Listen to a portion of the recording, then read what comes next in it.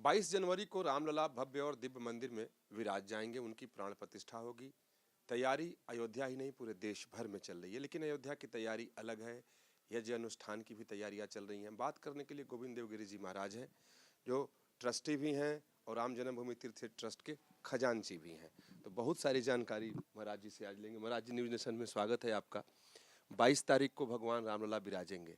प्राण प्रतिष्ठा की तैयारी काफी दिनों से चल रही है। मुख्य तैयारी क्या है? अगर हम मुख्य तैयारी किस क्षेत्र की आप पूछना चाहते हैं, मेरे ध्यान में नहीं है, लेकिन उसके दो आयाम हैं। एक तो जो निर्माण कार्य हम लोगों को सौंपा गया था, उसकी तैयारी पूरी हो चुकी है और जिस गर्भगृह में भगवान विराजेंगे वह गर्भगृह, वो तल और उसके आसपास का संपूर्ण क्षेत्र इसके लिए सिद्ध है। और जैसे ही प्रतिष्ठा होगी तुरंत भगवान के दर्शन की व्यवस्था सबके लिए उपलब्ध हो जाएगी। ये हो गया निर्माण कार्य के बारे में। अब जो दूसरी पूजा विधि की तैयारी है, वो हम लोगों ने बहुत सोच समझ करके की है। अयोध्या के सभी संप्रदायों के महंतों की 2 बैठकें लेकर के हम लोगों ने फिर उनकी सहमति से काशी में प्रस्थान किया और काशी में उस समय कांची कामकोटि पीठ के पूज्य शंकराचार्य जी श्री विजयेंद्र सरस्वती जी महाराज उपलब्ध थे। उनके पास 2 दिन रह करके हम लोगों ने अनेक घंटों तक उनके साथ बैठ करके विचार विमर्श किया और उनके सुझावानुसार और हम लोगों के अनुभव के अनुसार हम लोगों ने पंडित प्रवर श्री लक्ष्मीकांत जी दीक्षित को इस पूरे कार्य का आचार्य पद दिया और पंडित प्रवर श्री गणेश शास्त्री द्राविड़ को इसका सर्वोपद्रष्टा यह पद दिया, यानी जो निदेशक है उसके सुपरवाइजर रहेंगे। अब इनके साथ 125 पंडितों की पूरी टीम रहेगी और यह कार्य उनके लिए जो यज्ञ मंडप बनना है और पूजा के सारे साहित्य को जुटाना है, यह सारा कार्य लगभग पूरा होते आ गया है। भगवान रामलला को दिनांक 17 के दिन मंदिर में पधराया जाएगा और 18 को उनका गर्भगृह में प्रवेश होगा। वस्तुतः अब यहाँ पर अनुष्ठानों की जो बात है, हम अनुष्ठानों में अत्यंत विश्वास रखते हैं, क्योंकि हमारे वेद शास्त्र के जो मंत्र और विधान हैं वे अत्यंत महत्वपूर्ण हैं।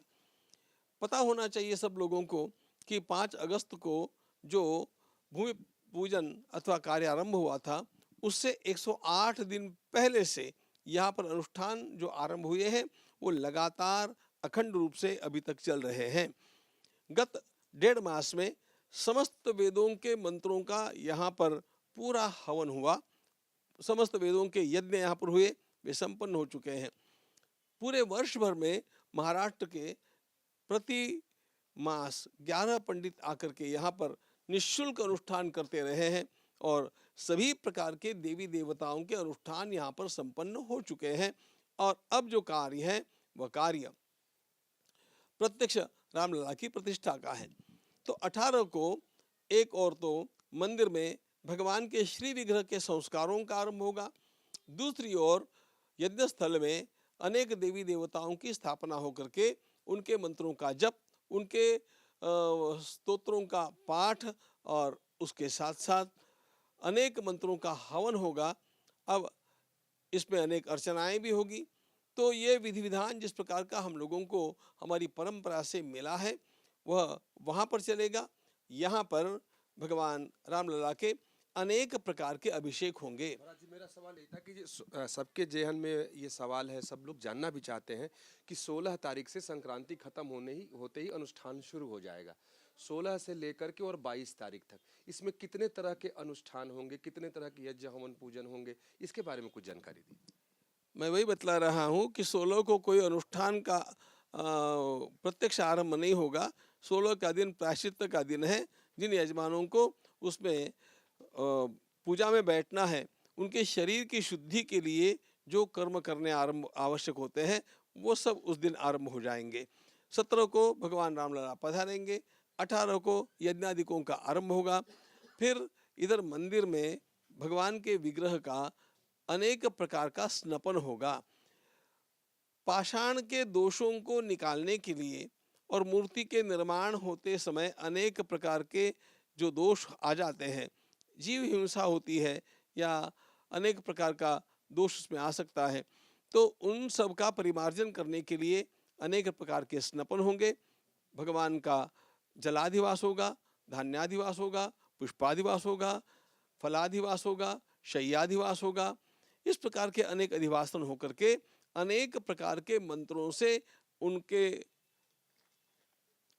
न्यास किए जाएंगे। न्यास का अर्थ ये होता है भगवत शक्ति को आवाहन करके स्थापित करने के लिए उस स्थान को योग्य बनाना।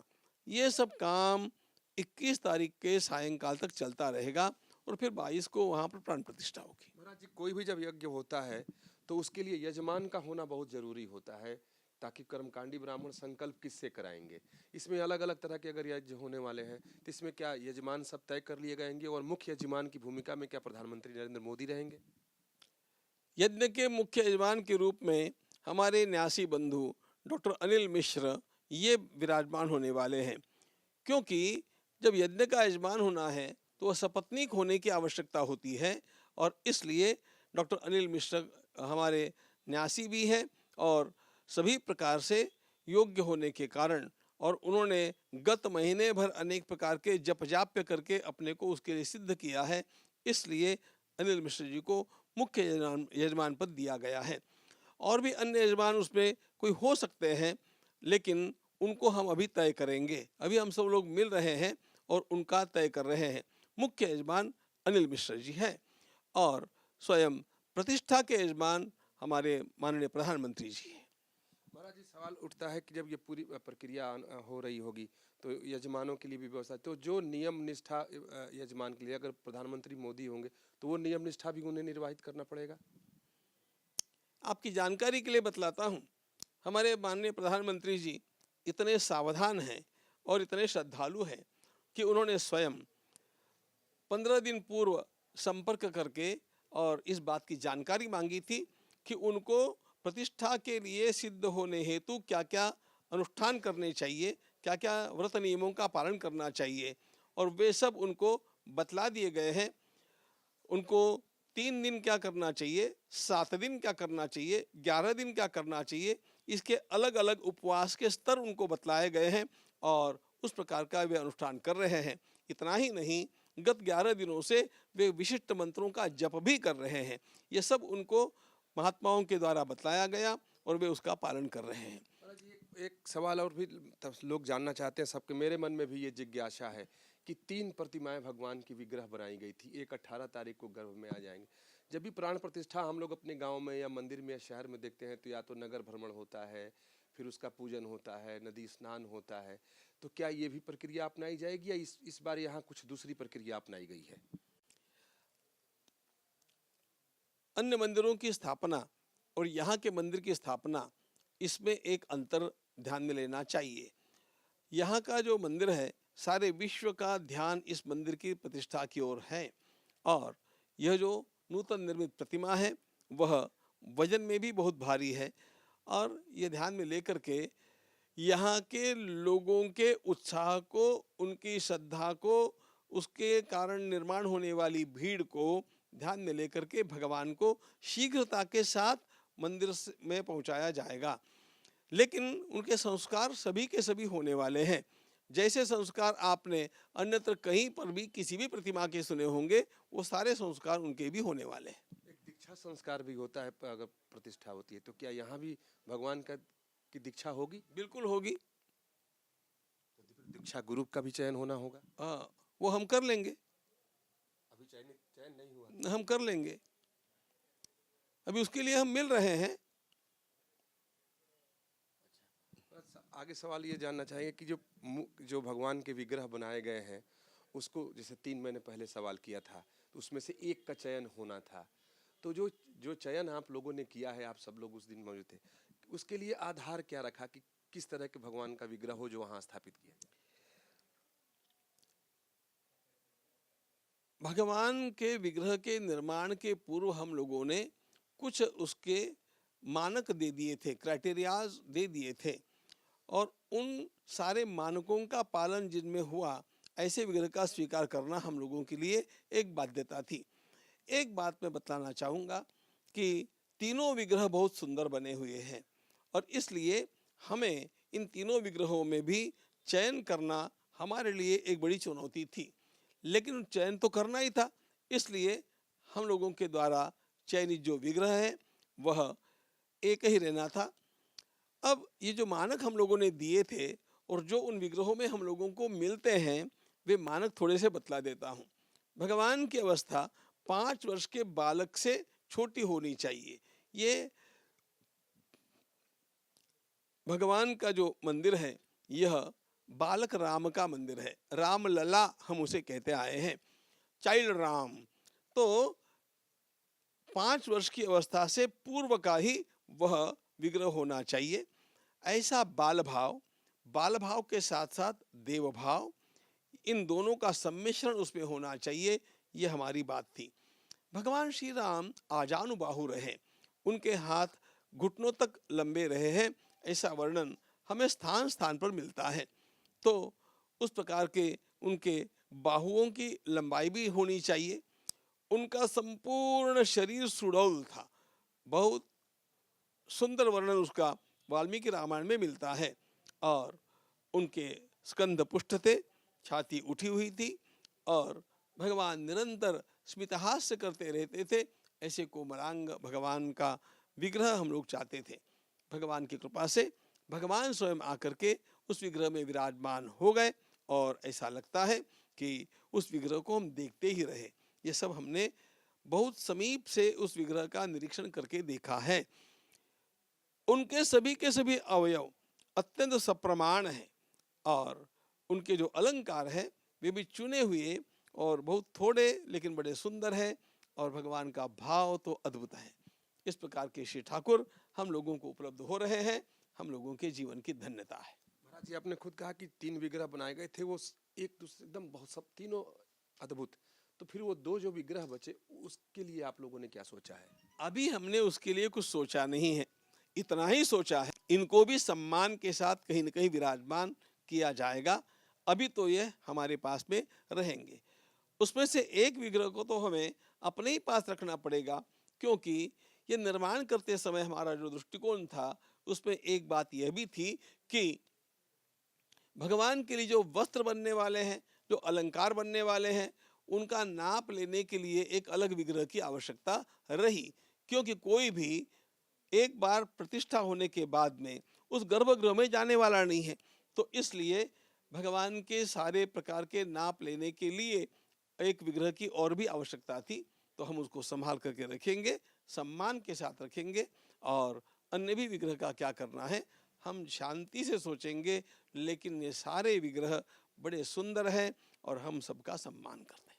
महाराज जी, हालांकि कई सारे इसके तो जवाब आ गए हैं, सफाई भी आ गई है, लेकिन बार बार ये सवाल आ रहे हैं कि ये मंदिर तो गर्भगृह निश्चित तौर पर बनकर तैयार हो गया, न तो शिखर तैयार हुआ, न सारे मंडप तैयार हुए, मंदिर अधूरा है, फिर ऐसी क्या जल्दबाजी कि उसमें इतनी जब प्राण प्रतिष्ठा करा दी जाए? आप बहुत बड़ा बंगला बना रहे हैं और बंगला बनने तक आपको एक किराए की छोटी सी झोपड़ी में निवास करना है। बंगले का उतना भाग बन गया है जितना आप रहने के लिए उपयोग में लाएंगे।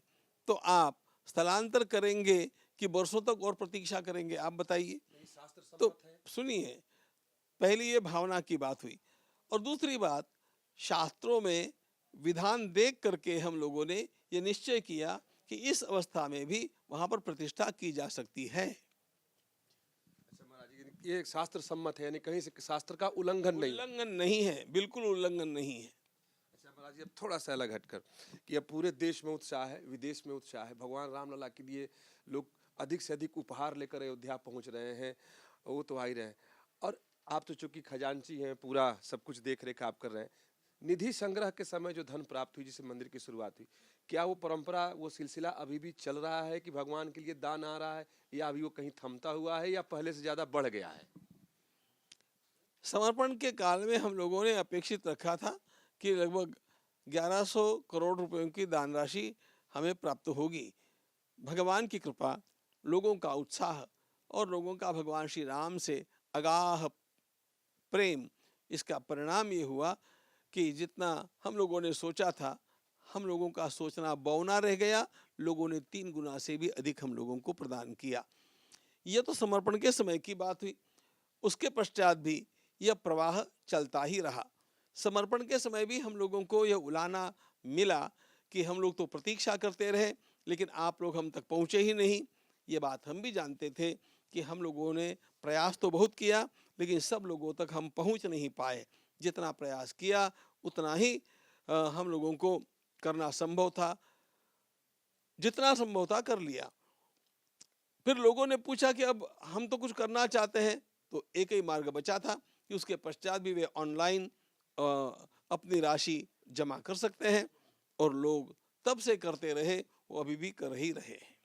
अच्छा महाराज जी, जो तमाम उपहार देश भर से आ रहे हैं, विदेशों से आ रहे हैं, सब तो जाकर गर्भगृह में रखे नहीं जाएंगे, सब रामलला के उपयोग में लाए नहीं जाएंगे, तो इसके लिए क्या व्यवस्था सोचा है आप लोगों ने? देखिए, ऐसा है, रामलला का विग्रह तो अभी स्थापित होगा, लेकिन कुछ ही दिनों के पश्चात ऊपर के तल पर पूरा राम परिवार स्थापित होने वाला है। फिर परकोटे के भीतर 6 मंदिर स्थापित होने वाले हैं। उसमें गणेश जी का रहेगा, शिव जी का रहेगा, सूरज भगवान का रहेगा और देवी जी का रहेगा, फिर हनुमान जी का रहेगा, अन्नपूर्णा जी का रहेगा। जहाँ पर सीता रसोई बनी है वहाँ पर अन्नपूर्णा का विग्रह स्थापित होगा। और उसके पश्चात और परकोटे के बाहर 7 विग्रह और स्थापित होने हैं, जिसमें महर्षि वाल्मीकि है, वशिष्ठ मुनि है, विश्वामित्र मुनि है, अगस्त्य मुनि है, निषाद राज गुह है, शबरी है और जटायु है। तो इन सब के लिए हम लोगों को सारे जितने भी ये आए हुए पदार्थ हैं उनकी आवश्यकता रहेगी। हम उनका यथास्थान यथा योग्य उपयोग करेंगे। महाराज जी, अंतिम सवाल यज्ञ से शुरू किए थे, यज्ञ के सवाल से ही समाप्त करते हैं कि जो यज्ञ अनुष्ठान के लिए मंडप, यज्ञशाला, हवन कुंड बनाई जा रही हैं, तो सवाल है कि कितने सारे ऐसे हवन कुंड अंदर बनाए जा रहे हैं जिसमें होंगी, यज्ञशाला किस स्वरूप का बनाया जा रहा है?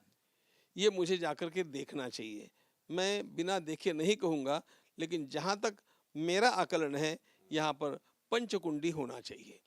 लेकिन मैं आपको इस बारे में जब जाकर के आंखों से देखूंगा तब बताऊंगा। कि आपके देख रेख में ही सब कुछ होना है? हाँ, ये सब मेरी देखरेख में होना है, लेकिन हम लोगों ने जिन लोगों को नियुक्त किया है वे पंडित लोग आज पहुंचेंगे और सब बात पूरी हो जाएगी।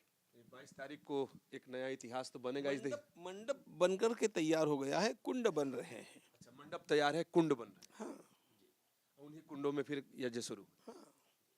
बहुत धन्यवाद महाराज जी बात करने के लिए। 22 जनवरी को इस देश का एक नया इतिहास लिखा जाएगा, हालांकि लिखा जा चुका है। अब सबकी प्रतीक्षा है कि कब भगवान भव्य और दिव्य मंदिर में विराजेंगे। वीडियो जर्नलिस्ट अतुल राज के साथ विकास चंद्र, न्यूज नेशन, अयोध्या।